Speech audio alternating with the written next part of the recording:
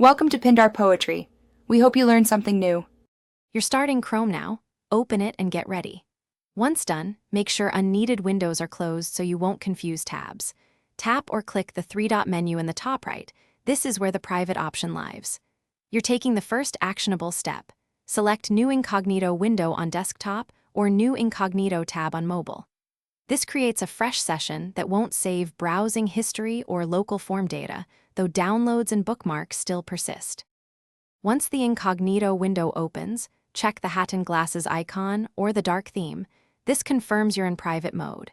You can open additional Incognito tabs with Control or CMD+T, and links opened from regular Chrome won't inherit cookies.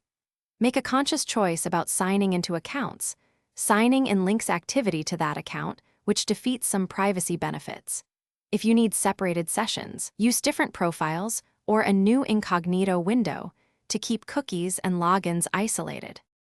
To finish, close every Incognito window. That clears session cookies and sign-ins for that session. If you notice pages or suggestions appearing later, make sure you didn't sign into an account or save bookmarks. Those remain. If an extension seems to leak data, go to Chrome, //extensions and enable or disable extensions for Incognito. Many are off by default.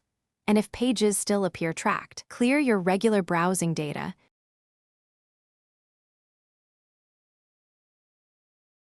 Thanks for watching.